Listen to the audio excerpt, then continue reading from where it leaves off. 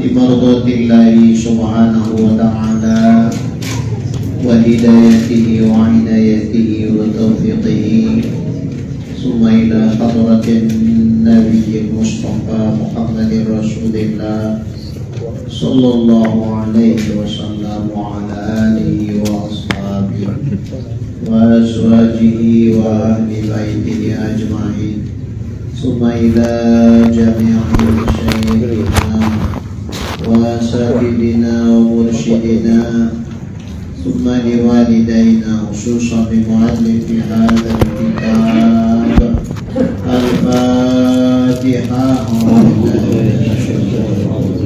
Bismillahirrahmanirrahim. Alhamdulillahi rabbil alamin. Iyyaka na'budu wa iyyaka nasta'in. Ihdinas siratal mustaqim. Shiratal ladzina an'amta 'alaihim ghairil maghdubi 'alaihim waladdallin.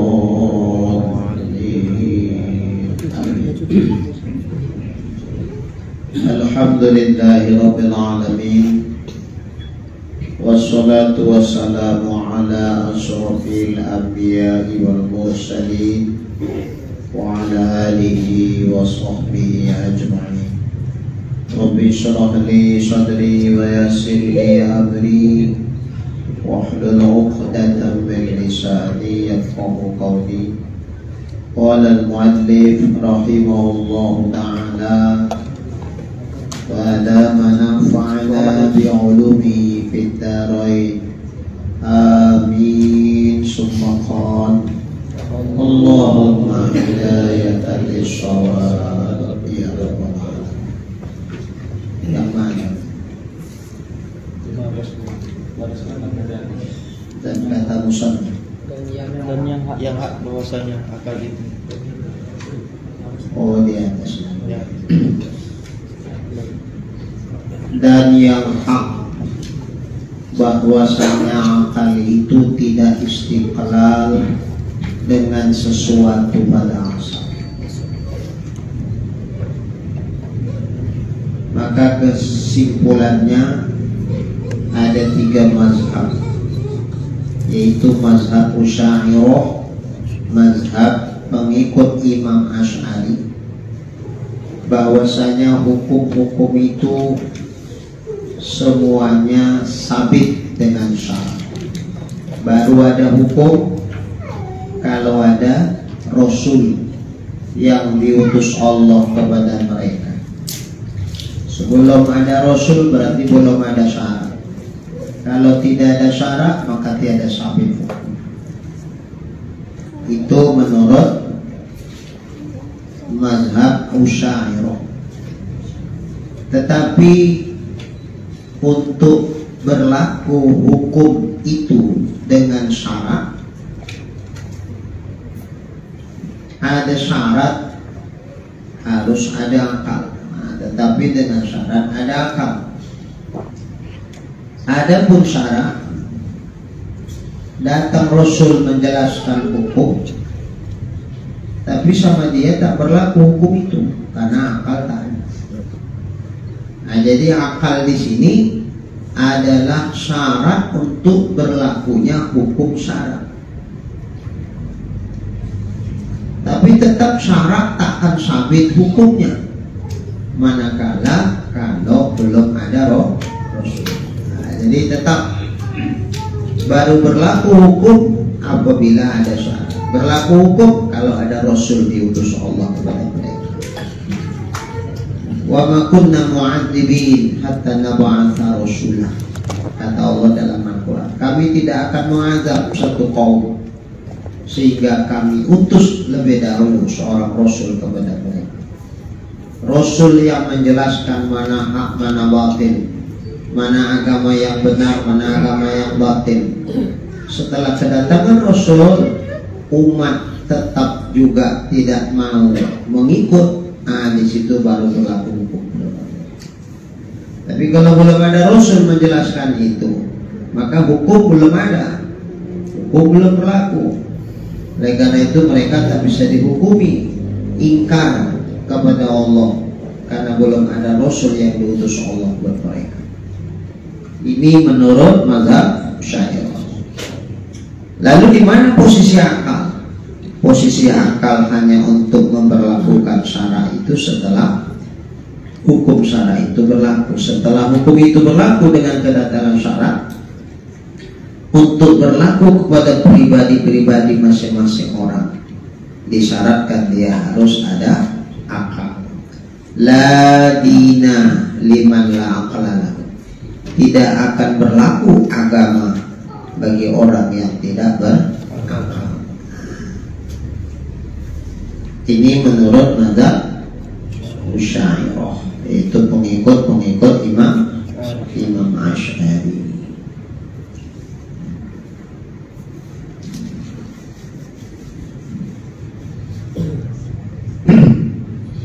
Yang kedua mazhab Maturidiyah. Nah, ini pengikut Imam Al-Maturidi, Abu Mansur Al-Maturidi. Bahwasanya wajib ma'rifah itu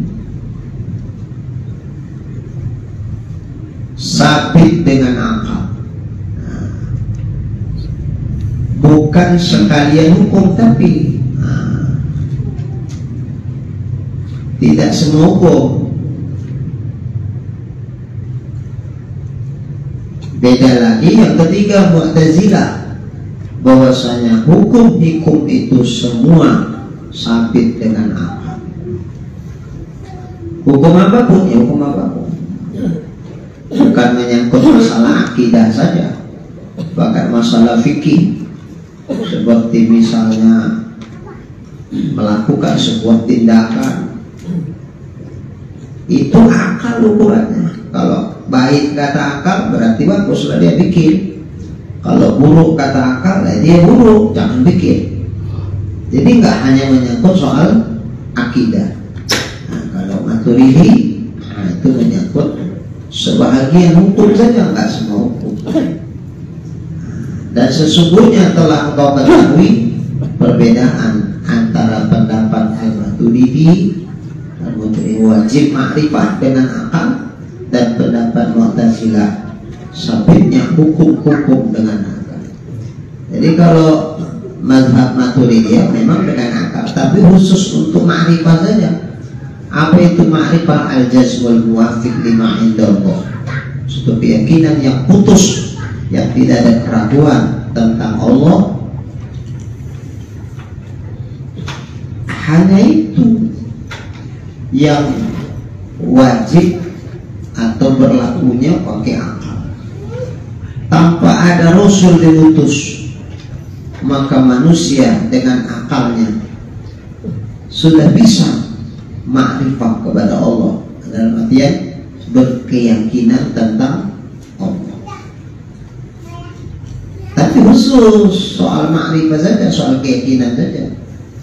Adapun misalnya menyangkut perbuatan, perilaku dan lain sebagainya, kalau itu masalah fikih umpamanya, itu tidak dengan akal. Akal manusia tidak merdeka untuk mengetahui ini halal atau ini haram. Kalau dipikir-pikir, ini ayam ketabrak kereta, sepeda motor, gelupur, bus, mati.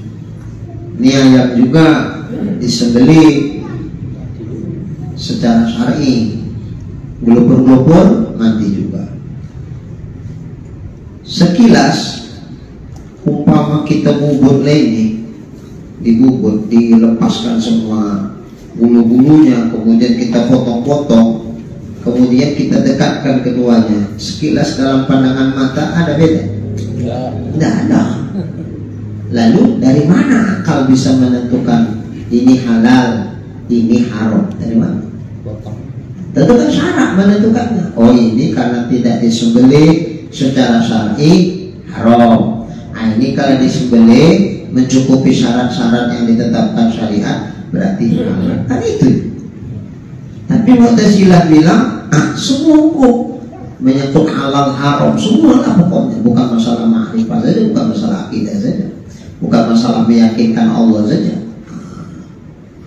Jadi di situ nampaknya beda mana Maturidiyah, mana Mu'tazilah. Walaupun mereka menetapkan dengan akal tanpa harus ada syarat, tanpa ada Rasul, sudah bisa. Apa aja yang bisa. Kalau mazhab Maturidiyah khusus menyangkut ma'rifah saja, akal bisa. Istiqlal, merdeka, tanpa harus datang syarat menjelaskannya. Tapi kalau Mu'tazilah, karena mereka ukuran baik dan buruk itu akal, mereka itu kan pakai tahsinul akli, membaikkan akal, sehingga baik kata akal, baik kata mereka, buruk kata akal berarti buruk. Makanya dengan dasar ini, tanpa ada syarat, semua hukum bukan menyangkut soal keyakinan sama Allah saja, tapi merambah sampai menentukan halal dan haram, itu tidak harus datang Rasul menjelaskannya. Semata-mata akal manusia sudah bisa mampu mengetahui. Sehingga oleh karena itu, kalau belum ada Rasul menjelaskan, tapi andai manusia melakukan sebuah tindakan yang kata akal mereka itu salah, tapi dibikin adil dosa, karena hukum berlaku dengan akal mereka. Karena kalau mazhab Maturidi dalam hal ini sama kayak Asy'ariyah, sama mana menentukan halal haram dan seterusnya itu tak bisa semata-mata akal. Cuma akal dijadikan alat. Akal hanya alat untuk memahami hukum yang diberlakukan Allah dengan datangnya Rasul. Jadi akal tidak menentukan ini baik buruk dan seterusnya, tidak. Karena hakim di situ bukan akal. Hakim di situ ya Allah sebagai yang menentukan hukum, itu hakim. Allah. Rasul itu hanya alat yang dijadikan Allah sebagai penyampai hukum Allah. Makanya mereka disebut Rasulullah, utusan Allah dalam hal menyampaikan hukum-hukum Allah. Berarti harus ada Rasul dulu, baru ada hukum-hukum itu. Sebelum ada Rasul menjelaskannya, hukum-hukum itu belum berlaku. Sepakat dalam hal ini Maturidiyah dengan Asy'ariyah kalau menyangkut hukum yang bukan ma'rifah. Tapi khusus menyangkut ma'rifah, di sini beda Asy'ariyah sama Maturidiyah.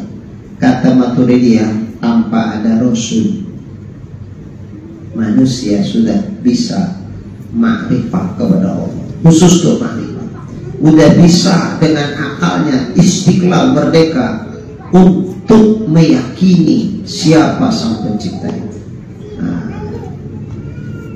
Sehingga tanpa ada Rasul, maka dengan akalnya lah manusia itu meyakini Allah. Kalau Maturidiyah nggak ada, biar menyangkut akidah ma'rifah tadi, keyakinan yang putus tentang Allah, atau menyangkut hukum halal haram dan lain sebagainya, itu tidak akan sabit kecuali kalau datang Rasul lebih dahulu menjelaskan. Semata-mata akal manusia takkan diberlakukan untuk menentukan hukum itu berlaku atau tidak. Nah itu Asy'ariyah, mazhab Imam Asy'ari. Itulah kesimpulan. Kemudian ketahuilah olehmu bahwasanya ma'rifah dan ilmu itu mutarodifani.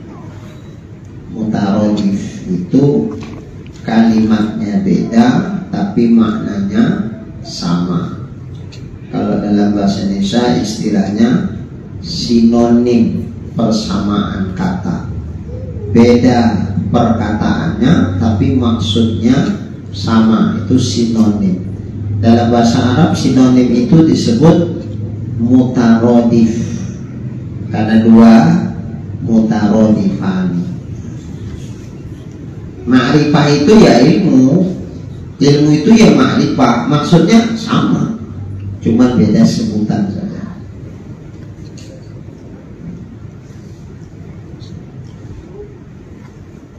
Ini sama atas satu makna, kalimatnya aja beda, itu mutaradif. Dan makna ini untuk yang satu, makna ini untuk yang satu, maknanya sama maksudnya, yaitu al-jazmul mutabiq lil waqi' andalil. Itulah makna ma'rifah. Makna ilmu ya sama, ilmu itu ma'rifah, ma'rifah itu ilmu. Jadi manusia wajib ma'rifah, manusia wajib berilmu. Maksudnya apa? Berkeyakinan tentang apa yang wajib diyakini, termasuk berkeyakinan tentang Allah. Tapi keyakinannya itu harus mutabik.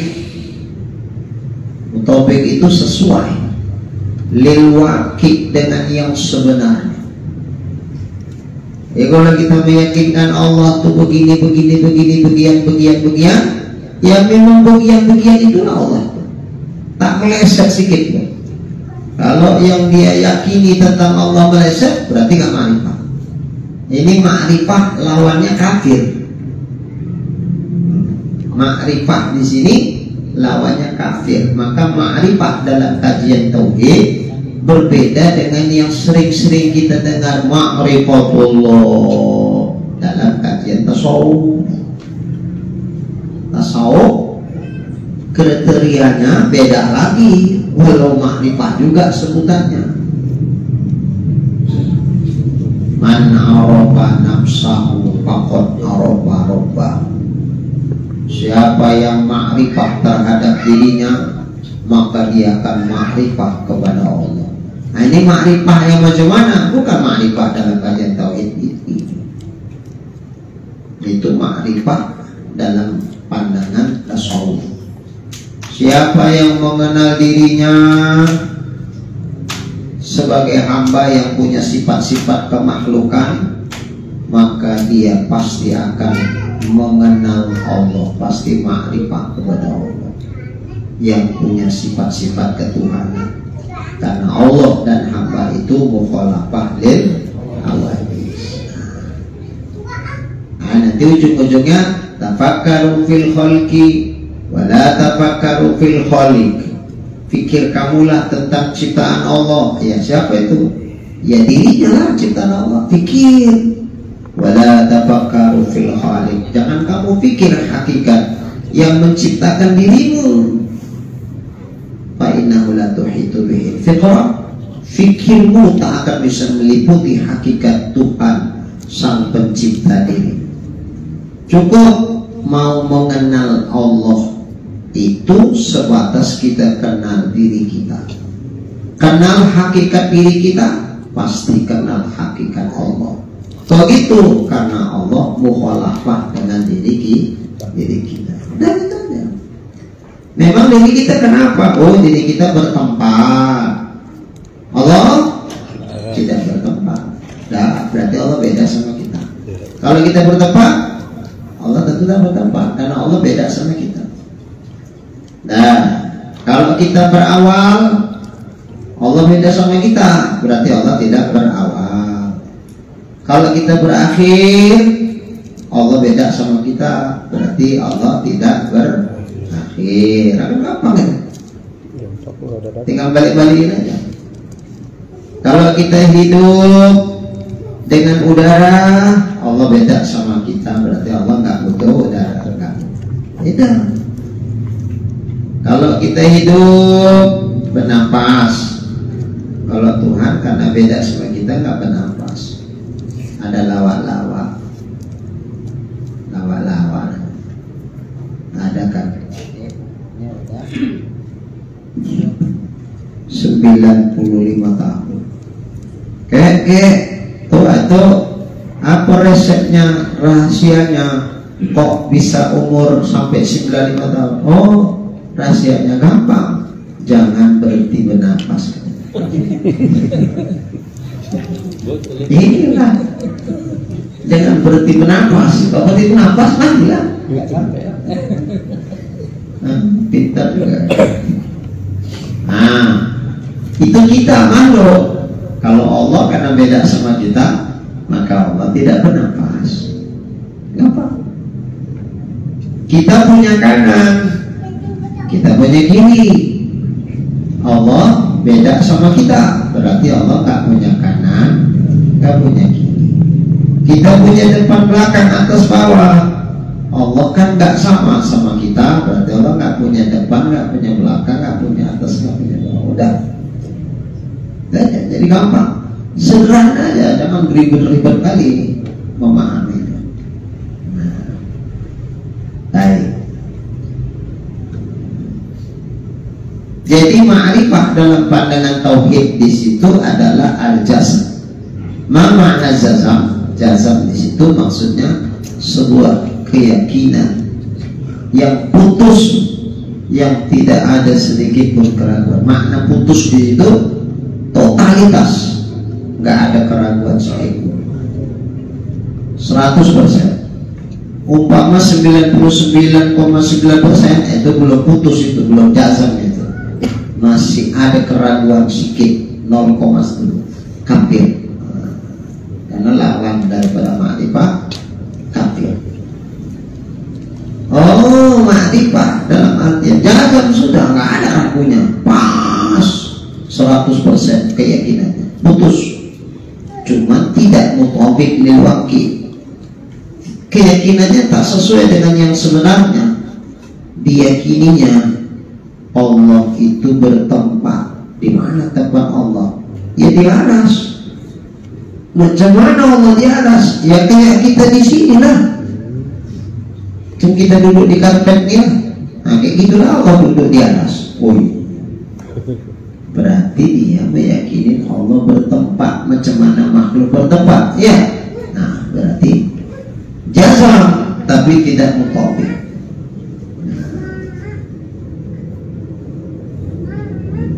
Makanya disinilah bedanya kaum salaf dengan salafi.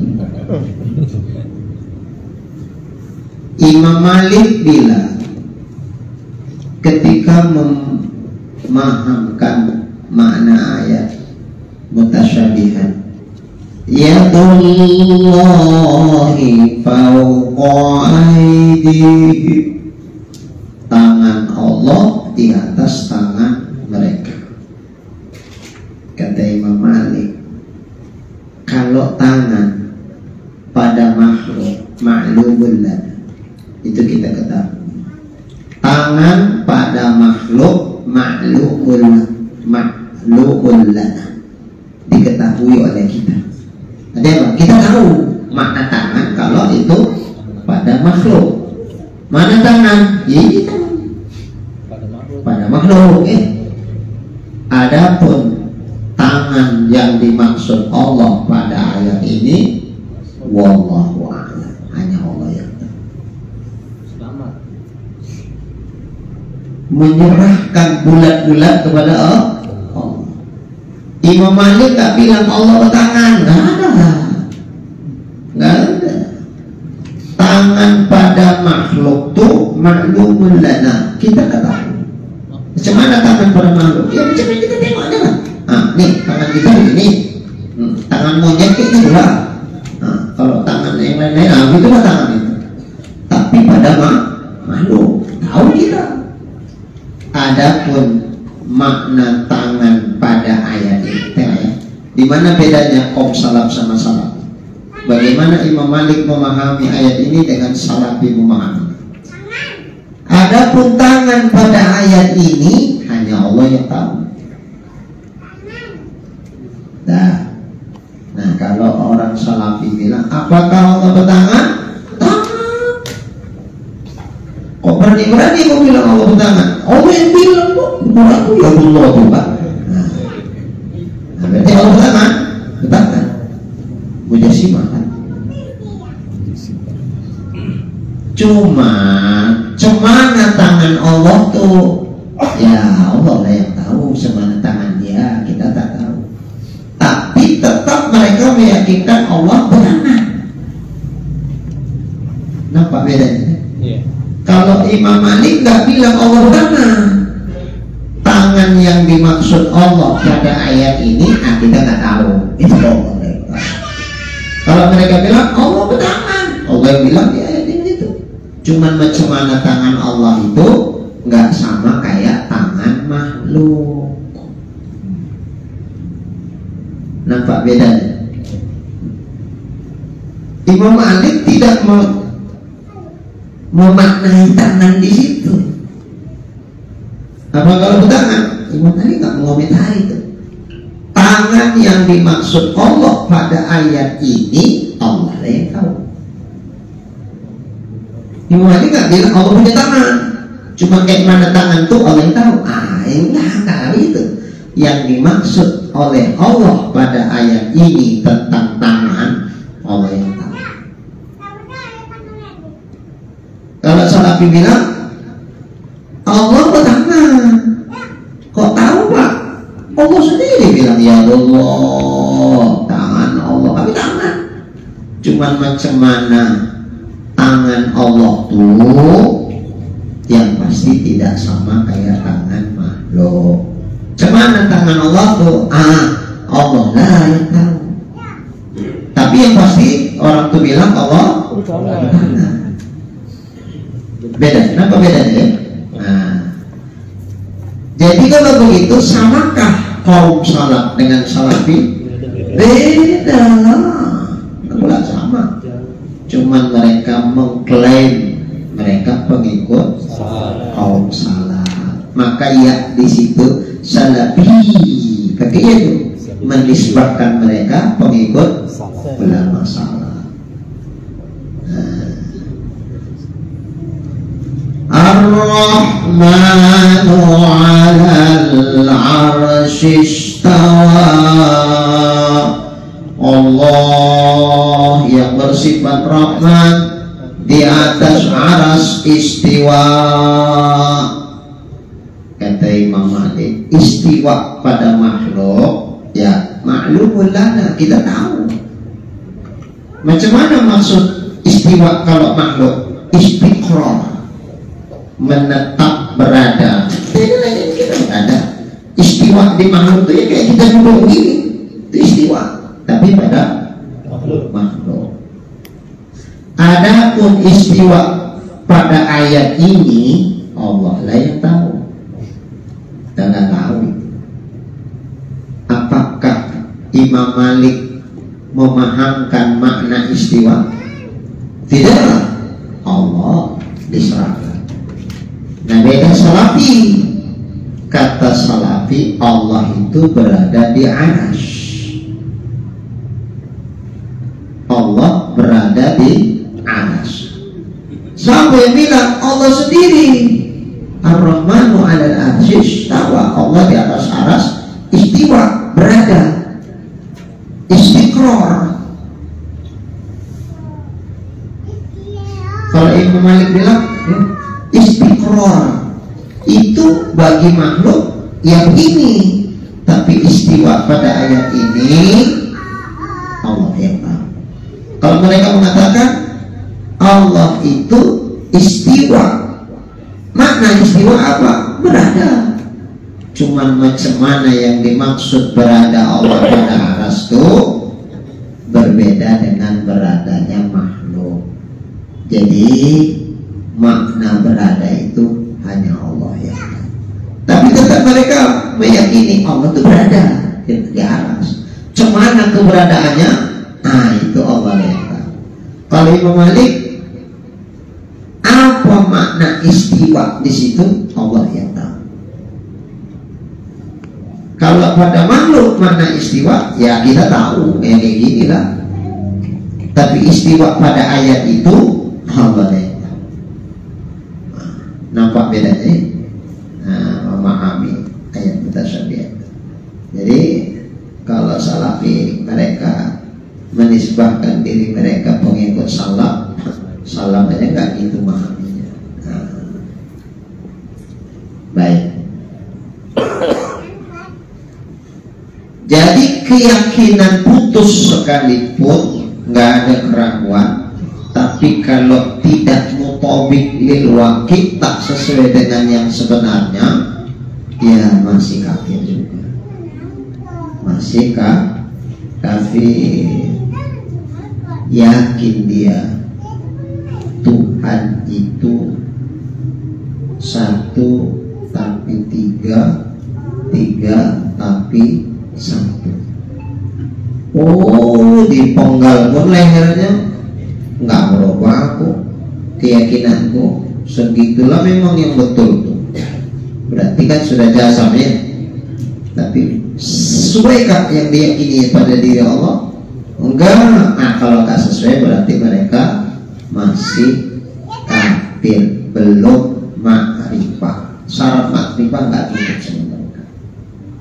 Kemudian lagi andalil di sini keyakinan yang sudah putus, tak ada keraguan, yang sudah sesuai dengan yang pada diri Allah. Kalau menyangkut keyakinan soal Allah itu nggak boleh ikut-ikutan, tapi harus dia pahami, dia ketahui apa alasannya kok dia punya keyakinan begitu.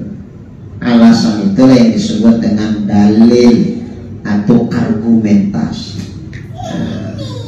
Mesti itu, mesti. Jadi kalau umpama ada orang berkeyakinan yang tak ada ragu, keyakinannya udah betul, cuma tak tahu dalil, macam mana itu? Ini beda pendapat ulama. Kalau menurut Mu'tazilah dan sebagian kecil dari Ahlus Sunnah wal Jamaah masih kafir. Walaupun dia yakin gak ada ragunya, iya.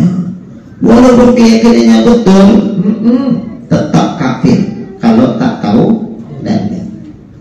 Cuman kafir kata mereka bukan untuk hukuman dunia, untuk hukum akhirat.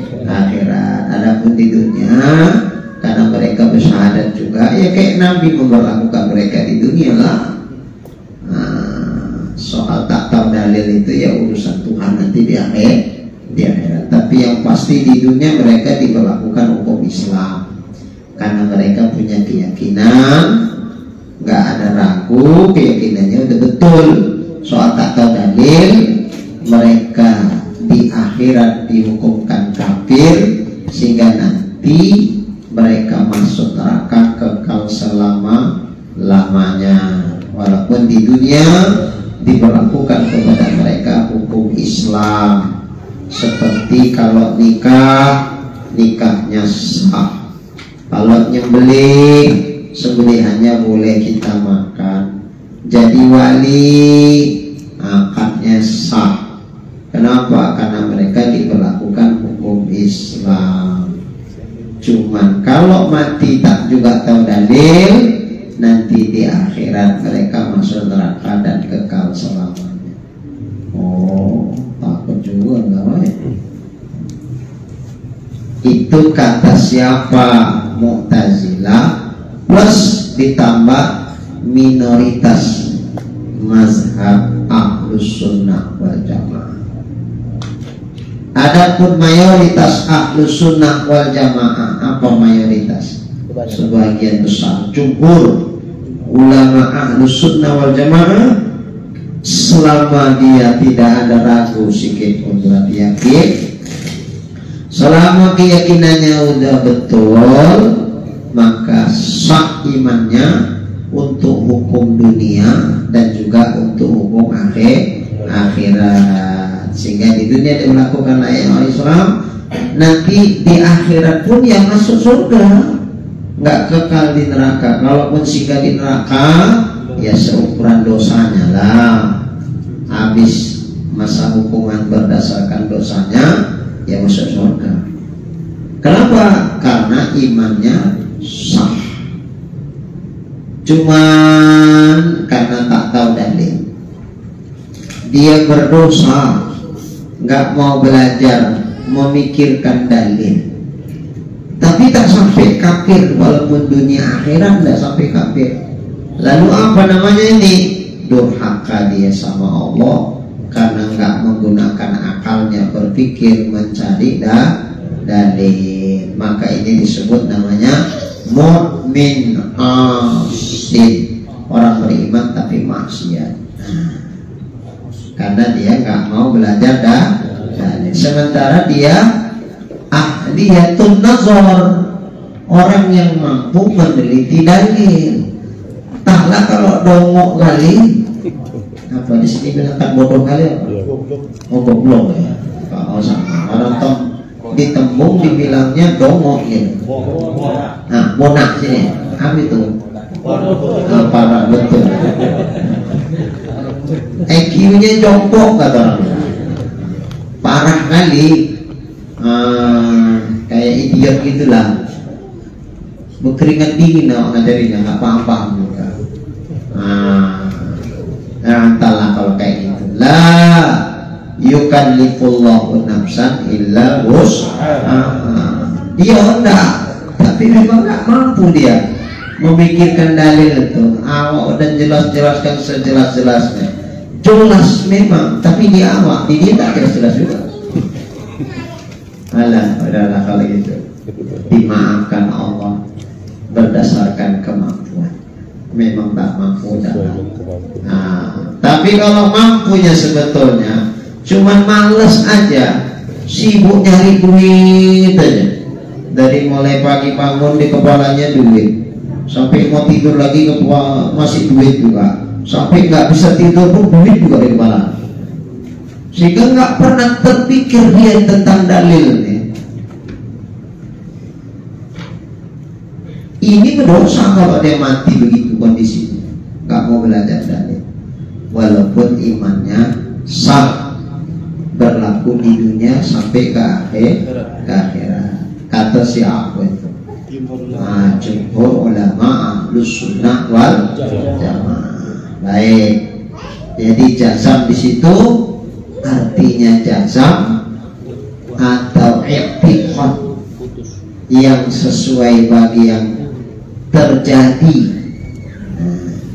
I'tiqad yang sesuai bagi yang terjadi, maksudnya i'tiqadnya sesuai dengan yang sebenarnya. Lil waqi, waqi itu kejadiannya,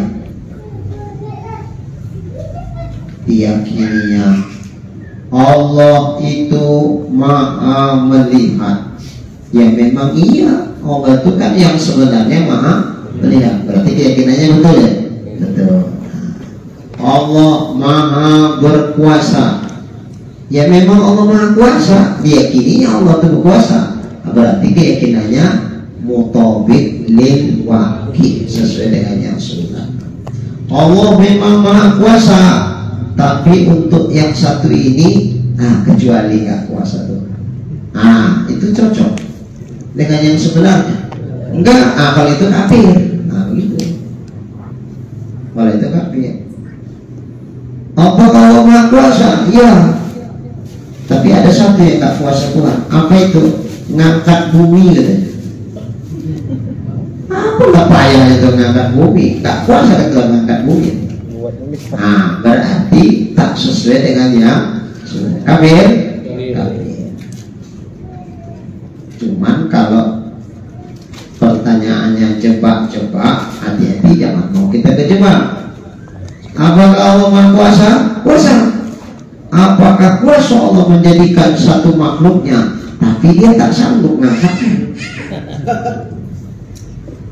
Cuman ayo beda.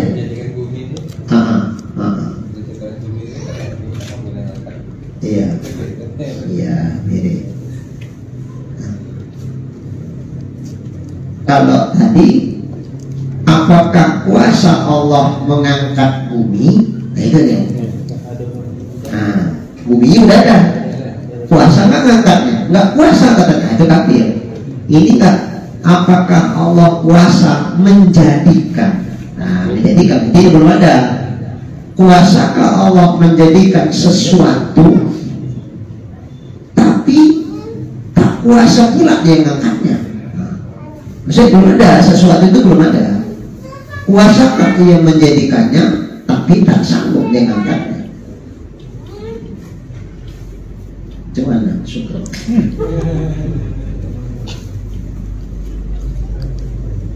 Apa jawab kita? Kuasa lah. Kuasa menjadikan mampu. Tidak kuasa ngangkatnya. Ada yang tak kuasa Tuhan ngangkat? Tak ada. Cuma kecuali itulah tak kuasa Tuhan membikinnya lah. Soalnya tak kuasa pula Tuhan ngangkatnya, mana ada yang tak kuasa Tuhan ngangkatnya. Berarti kalau itu tak kuasa Tuhan membikinnya. Ada pula sesuatu yang tak kuasa Tuhan bikin. Maju kena, mundur kena, dibilang kuasa. Masa tak kuasa ngangkatnya, mana mungkin. Dibilang tak kuasa Tuhan membikinnya. Tapi masa ada sesuatu yang Tuhan tak kuasa membikinnya? Cuma jawabnya.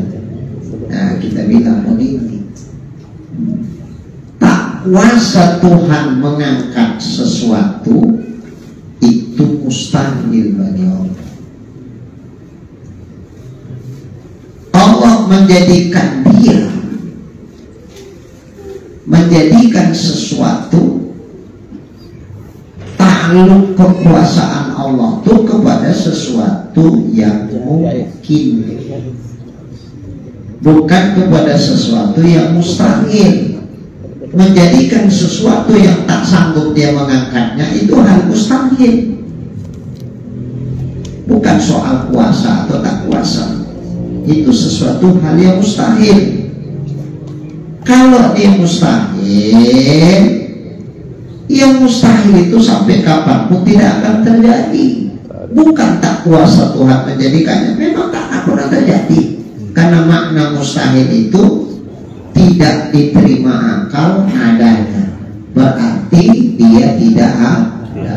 Tidak adanya buat selama-lamanya, karena sampai kapanpun tak diterima akal. Nah, jadi tak kuasa Tuhan, tak kuasa Tuhan mengangkat, menjadikannya, tapi tak kuasa mengangkatnya. Itu mustahil itu. Benda apa itu yang Tuhan nggak kuasa mengangkatnya? Mana ada? Mustahil. Karena dia mustahil, bukan Tuhan tidak kuasa membikinnya. Tidak ta'alluq qudrat Allah kepada yang mustahil itu. Jadi tidak ta'alluq qudrat Allah kepada yang mustahil bukan berarti dia lemah, bukan. Tuhan itu dikatakan lemah kalau dia tidak kuasa menjadikan sesuatu yang mungkin terjadi tapi tak sanggup dia jadikannya. Nah, itu kalau lemah. Tapi kepada sesuatu yang mustahil terjadinya lalu tidak diciptakan Allah, bukan berarti dia lemah. Seperti menjadikan anak dan istrinya juga. Nah begitulah. Anak istri kan mustahil bagi Allah. Katanya orang kuasa Tuhan menjadikan anak, awas hati-hati. Ibarat orang main silat, ini jebakan ini.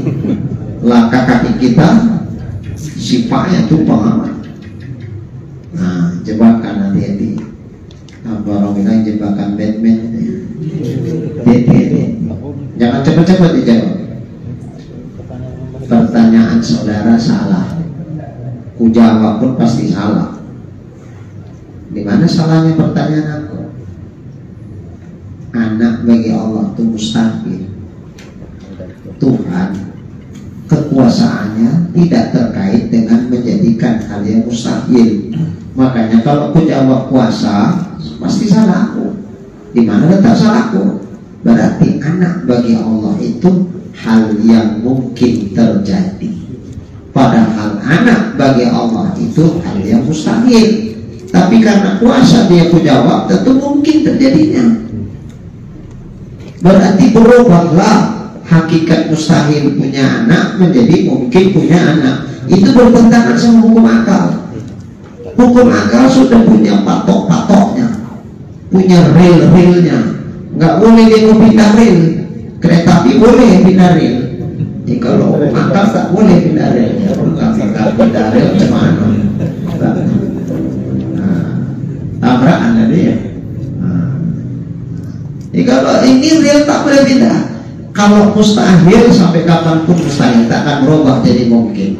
Yang mungkin sampai kapanpun mungkin tidak akan berubah jadi mustahil atau wajib. Sebaliknya yang wajib sampai kapanpun wajib, tidak akan berubah jadi mustahil dan mungkin. Itu semua begitu adanya. Maka kalau aku bilang kuasa Allah menjadikan anaknya, berarti anak sama Tuhan bukan mustahil lagi, tapi mungkin. Perubahan dari mustahil jadi mungkin itu mustahil pada akal, nggak diterima. Umpama aku bilang kecuali itu memang tak sanggup Tuhan jadikan. Itu kesannya buruk buat Allah. Berarti ada sesuatu yang lemah bagi Tuhan. Kesan ini pun tak boleh. Kesan itu tak boleh. Jadi macam mana jawabnya? Sehubungan karena anak bagi Allah hal yang mustahil, maka tak akan bisa dijawab dengan kuasa atau tidak kuasa. Luruskan dulu pertanyaan. Karena pertanyaanmu salah, maka tentu kalau aku jawab pasti salah. Jadi jawaban yang sebenarnya kuasa Allah ta'aluk kepada yang mungkin. Anak bagi Allah mustahil, maka tak ta'aluk kudrat Allah kepada yang mustahil. Nah itu jawabannya. Tidak ta'aluk, jangan kuasa atau tak kuasa.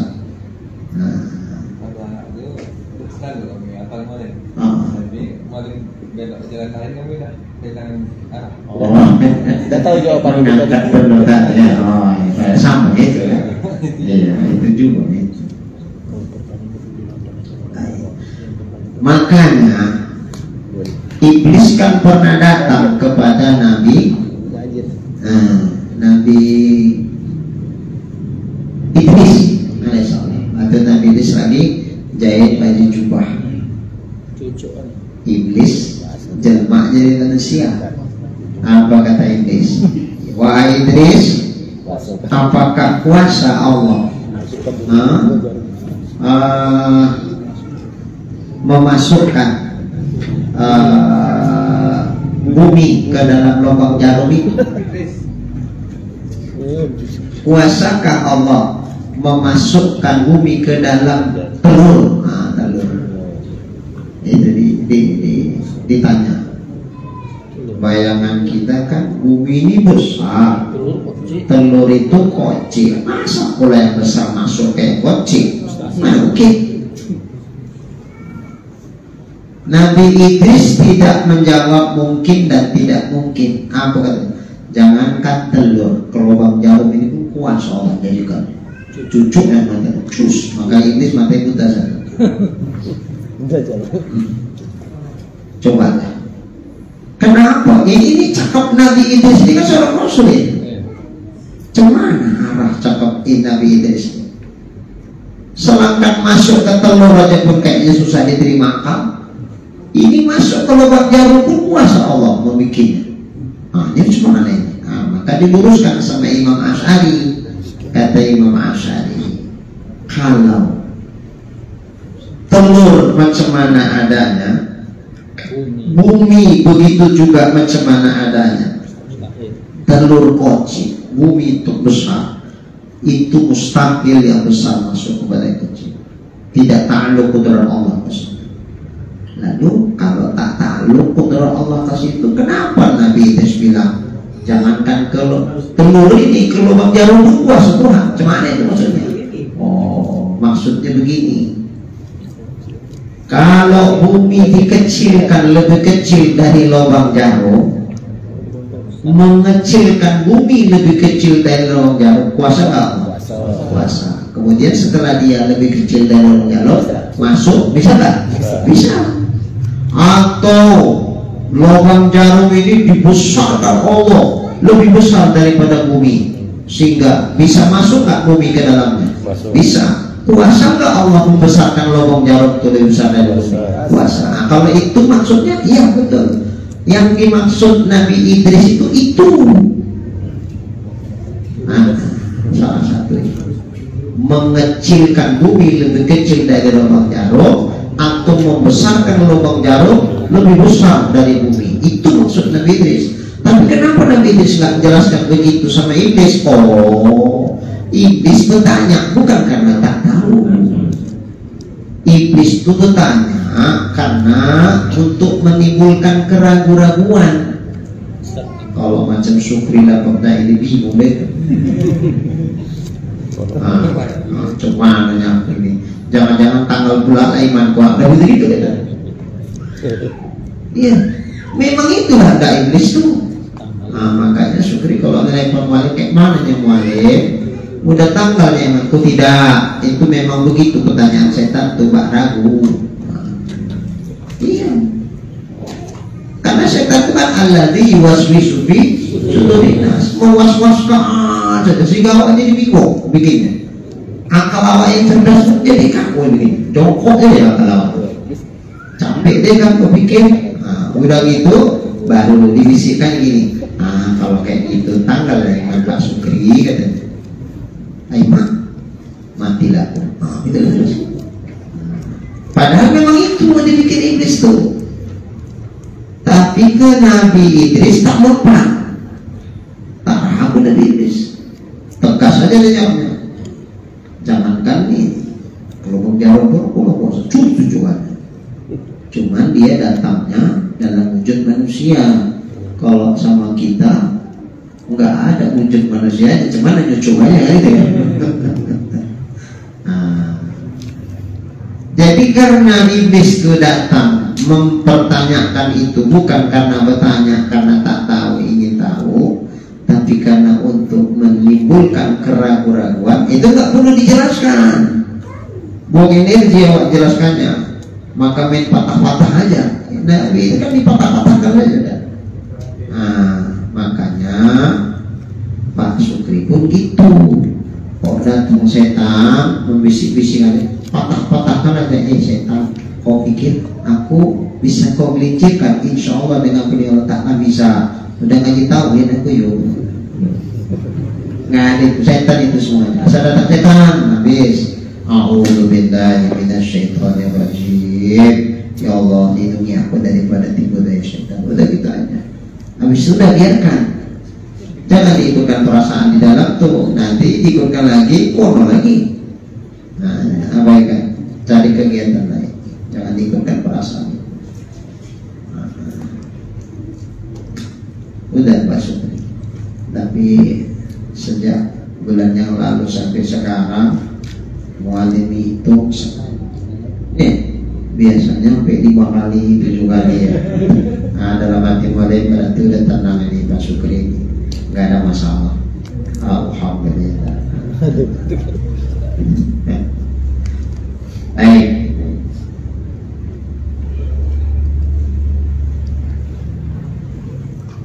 Jadi makna sesuai bagi yang terjadi itu maksudnya sesuai dengan yang sebenarnya. Kalau menyangkut soal ketuhanan, ya macam mana Allah tuh yang sebenarnya begitu, ya begitulah keyakinan dia, tak meleset. Itu maksudnya. Kalau meleset kafir.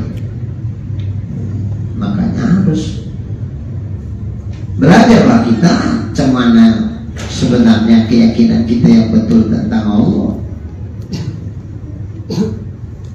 Ya kayaknya kalau ingin Qurannya jangan akal pakai. Macam mana yang Allah kenalkan dirinya sama kita, begitulah kita yakini dia. Yang Allah tidak kenalkan dirinya kepada kita, ya jangan kita yakinkan begitu. Sulitlah bagi kita kalau nak pahamkan sendiri. Maka tampillah ulama-ulama kita. Mereka ada yang nolong kita. Diteliti mereka lah bagaimana Allah menjelaskan dirinya dalam Quran, bagaimana Allah menjelaskan dirinya lewat lidah Rasul-Rasulnya, dirangkum oleh ulama-ulama itu. Apa yang mereka simpulkan? 20 sifat yang wajib bagi Allah, 20 yang mustahil, 1 yang jaiz, 41 akidah bagi Rasul, 4 yang wajib bagi Rasul, 4 yang mustahil, 1 yang jaiz, 9 tambah 21, 41, 50 disebut dengan aqidatul khamsin. Inilah yang wajib. Kalau kita pahami yang 50 akidah ini, berarti keyakinan kita, jasad kita itu dipastikan mutabik lil haq atau mutabik lil waqi. Tinggal nambah satu lagi, belajar dalil. Kalau sudahlah 50 akidah ini udah kita kuasai dengan baik dan benar, kemudian kita pun tahu dalilnya, aman, udah selamatlah kita. Terlepas dari khilafiyah, perbedaan pendapat antara Mu'tazilah dengan jumhur Ahlussunnah wal Jamaah, udah oke lah. Kalau Mu'tazilah tak usah kita pandang, oke. Tapi di situ ada minoritas Ahlussunnah gitu. Masih ada Ahlussunnah yang memahaminya begitu. Takut juga apa? Belajarlah kita dalil. Wong dalilnya pun nggak payah-payah amat sih, nggak payah-payah kali. Umpama, adakah Allah itu ada? Yuk, yakin Pak? Oh, aku yakin. Umpama lepas kepala aku dari badanku pun sebagai taruhannya, nggak apa-apa. Jangan. Menunjukkan saking yakinnya dia, nyawa pun Pak taruhannya, tak masalah sama aku. Tetap aku tak berubah dari keyakinan. Betulnya Allah itu ada yang sebenarnya. Iya, berarti mutabik lil waqi. Apa dalilnya Pak? Sehingga Bapak berkeyakinan Allah itu ada. Jangan jawab begini, kata ustaz-ustaz kayak gitu, Ustaz Kuala Tanjung bilang itu, Ustaz Medan bilang kayak gitu, Ustaz Jakarta bilang itu. Masa ustaz-ustaz itu bohong semua? Nggak mungkin. Ya udahlah, aku ikut ustaz-ustaz itu aja. Itu namanya taklid. Itu tidak tahu dalil. Nah, itulah yang diperdebatkan tadi. Nah, kita mau lepas dari situ, berarti kita harus tahu dalil. Dalil sederhana. Apa buktinya Pak Allah itu ada? Ya gampang lah. Ada sesuatu yang berasal dari tidak ada, kemudian disaksikan dia ada. Nggak mungkin ada sendiri, pasti ada yang mengadakannya. Maka langit, bumi, matahari, bintang, bulan, tumbuhan, hewan, manusia, semua ini dalil adanya Allah. Kenapa? Karena semua yang kita saksikan ini itu baharu. Makna baharu, dia berasal dari tidak ada. Kemudian kita saksikan sekarang ada, maka setiap yang asalnya tidak ada, kemudian kita saksikan ada, itu nggak mungkin ada sendiri, pasti ada yang mengadakannya. Siapa yang mengadakan dia? Itulah sang pencipta alam semesta. Itulah Allah tuh, maka Allah pasti ada. Gitu aja. Iya, gitu aja udah. Berarti sudah terdalil itu, udah. Asal jangan begini katanya. Ketika ditanya, apa dalil Bapak bilangkan Allah itu ada? Kata Ustaz Anu, alam inilah dalilnya. Kata Ustaz Anu, kata Ustaz Rejo, alam inilah dalilnya. Kenapa kok alam ini jadi dalil adanya Allah Pak? Nggak tahu kalau saya bilang itu, udah lagi itu aku bilang. Nah, itu namanya taklid. Tapi taklid pada dalil. Seperti taklid pada sifat tak boleh, taklid pada dalil pun tak boleh. Taklid pada sifat itu macam mana? Yakin Bapak Allah itu ada? Yakin. Apa dalilnya? Tak tahu aku. Kata Ustaz itu Allah ada. Nah, berarti dia taklid pada sifat ada itu. Tadi semua guru tentang sifat wujud Allah. Nah, taklid pada dalil itu macam mana? Apa dalilnya Pak? Kalau tadi kata Ustaz Anu, dia tak tahu dalil. Oleh ini apa dalilnya? Alam ini. Nah, berarti kan dia berdalil kan? Kan dalil dia. Apa dalilnya alamnya ada? Apa dalilnya Allah itu ada? Alam ini berdalil dia. Cuma kenapa alam ini jadi dalil Pak adanya Allah? Kata Ustaz Reja, berarti kan alam jadi dalil masih bertaklid juga sama Ustaz Reja. Berarti dia bukan taklid pada sifat, tapi taklid pada dalil sifat wujud itu. diperdebatkan juga, saya tidak sayang. Tapi yang betul, dia mampu menjalankan sendiri. Nah, alam ini dalil adanya Allah. Karena alam ini berasal dari tidak ada. Karena dia berasal dari tidak ada, maka dia ada. Nggak mungkin ada sendiri. Dia pasti ada yang mengadakannya. Maka yang mengadakan itu pasti ada. Siapa dia? Allah. Tapi kalau ditanya lagi sama dia ini fardu kifayah nggak fardu ain. Dari sisi mananya alam ini bahwa dia dalil adanya Allah, itu udah fardu kifayah nggak fardu ain lagi kalau itu. Apakah dari sisi kebaharuannya atau dari sisi mungkinnya? Nah, kalau itu udah fardu kifayah. Itu fardu kifayah nggak fardu ain. Nggak tahu semua kita nggak apa-apa. Baik. Tapi kalau ditanyanya begini, dari mana kita tahu langit bumi ini baru? Bahwa dia dulunya nggak ada. Sementara duluan ada langit bumi baru awal lahir. Kok bisa Bapak pastikan langit dan bumi dan semuanya ini berasal dari tidak ada?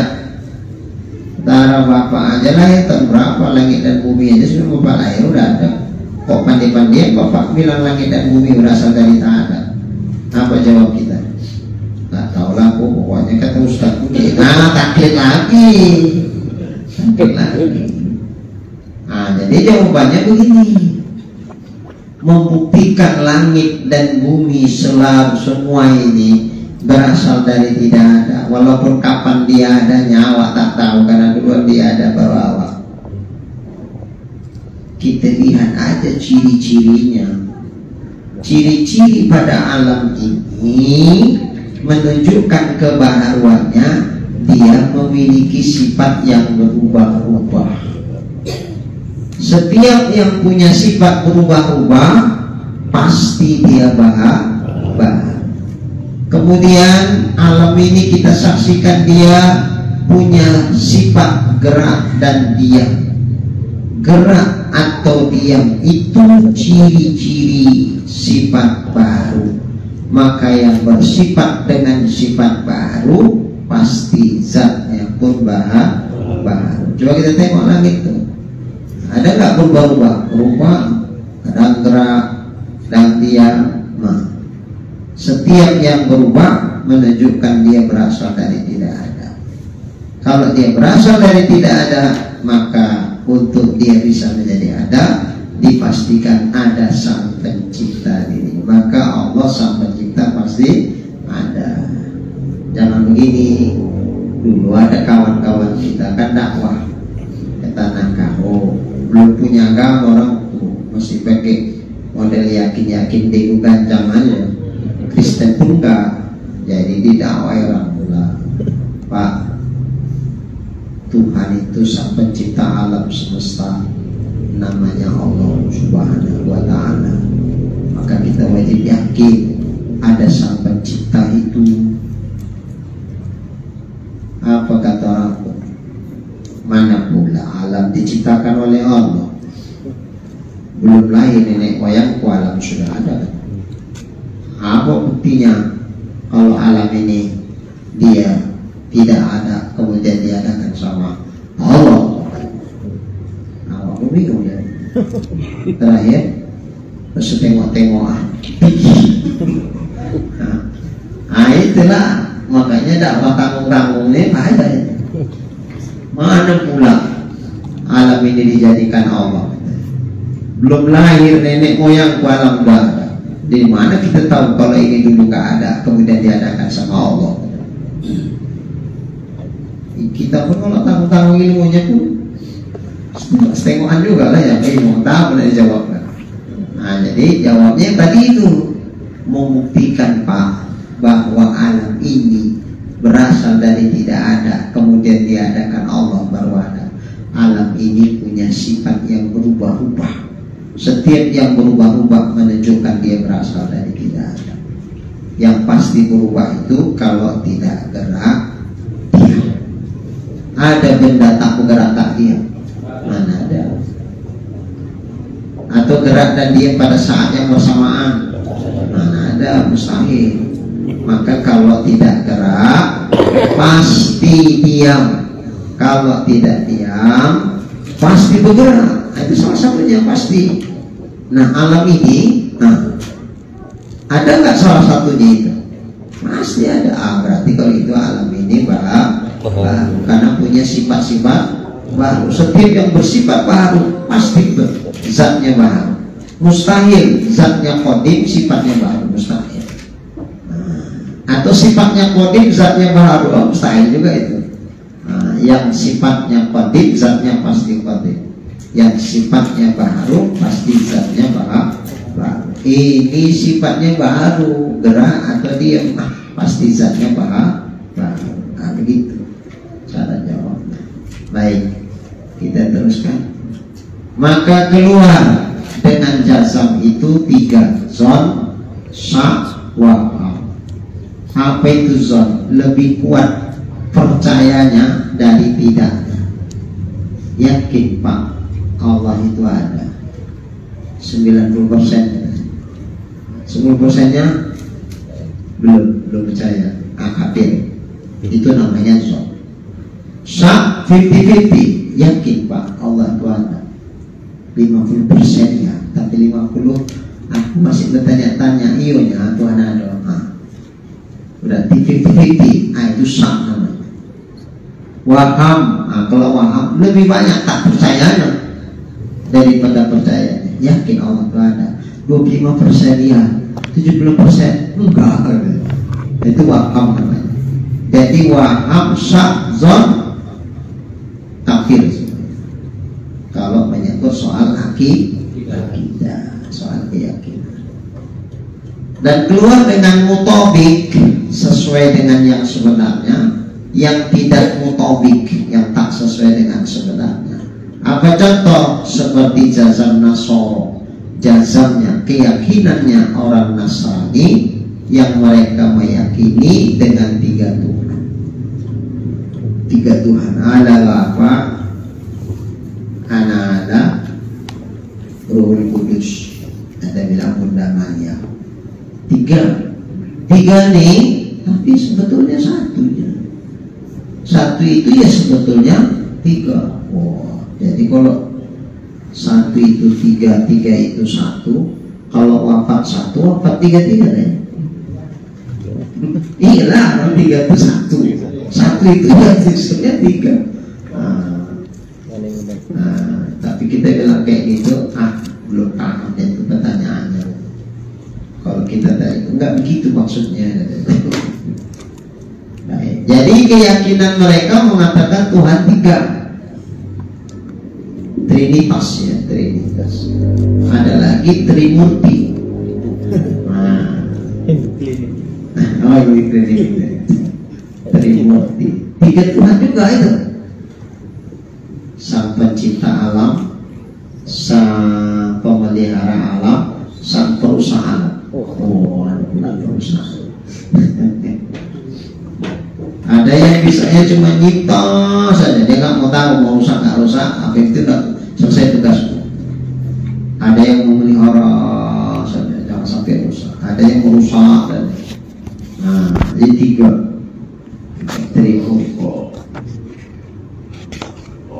Yakin mereka 100% tentang hal itu, jasam sudah ada, tapi karena tidak mutobik dengan yang sebenarnya, maka mereka masih termasuk kategori kafir. Dan keluar dengan kata dalil, yaitu taklid. Maka tidaklah tiap-tiap satu darinya itu disebut ma'rifah. Kurang 1 aja nggak dibilang ma'rifah, karena syarat ma'rifah itu definisinya 3 tadi. Yakin sesuai keyakinannya dengan sebenarnya, tahu dari. Jadi kalau nggak yakin berarti nggak ma'rifah berarti kafir. Karena makna ma'rifah itu berarti iman, sah, sahih imannya. nggak makrifah berarti kafir. Nah, maka tidak jazam kafir. Tidak mutobik lil haq berarti kafir. Tidak tahu dalil, ini beda pendapat yang tadi disebut. Jadi katanya, dan orang yang bersifat dengan sesuatu daripada 4 yang pertama pada sesuatu dari aqaid yang nanti akan datang, nanti akan dijelaskan 20 sifat yang wajib dan seterusnya, maka disebut mereka itu kafir dengan ittifaq ulama. Mana itu? Orang yang bersifat dengan satu dari 4 yang pertama berarti sama sekali tidak ada keyakinan, nggak ada jazam. Itu sepakat ulama itu kafir. Adapun orang yang bersifat dengan taklid tadi tidak jazam, berarti bisa zon, bisa syak, bisa waqaf. Ada 3 ya? 3 ya? Tadi 4 katanya. Sudah 3. Satu lagi mana? Keyakinannya tidak mutobik lil waqi. Nah, tambah yang ini jadi 4. Jangan bingung 4 yang pertama mana yang 4. Kalau dibagi 3-nya jazam, mutobik lil waqi, tambah satu lagi andalil. Ini kok dibilang maka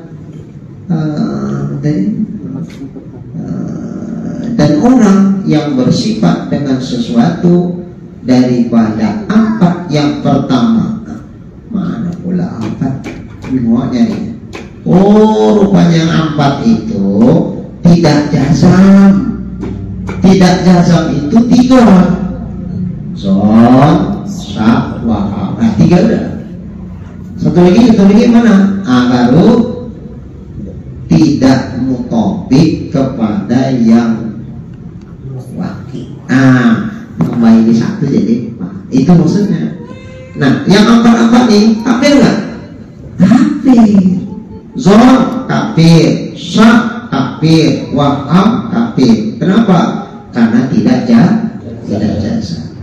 Kemudian tidak mutobik lil haq, tidak sesuai, walaupun jazam tapi tidak sesuai dengan yang sebenarnya, ya kafir juga. Maka 4 ini zon, syak, waqaf tidak mutobik kepada yang hak atau waqi, berarti sepakat ulama untuk yang 4 ini kafir.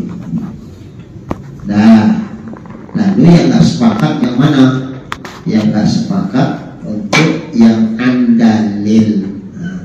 Adapun orang yang bersifat dengan taklid berarti dia tak tahu dalil, maka khilaf ulama padanya. Khilaf di sini terjadi perbedaan pendapat ulama tentang sah atau tidak imannya, tentang kafir apa sudah sah imannya. Nah, perbedaan itu tadi sudah dijelaskan. Nah, segitu jam berapa?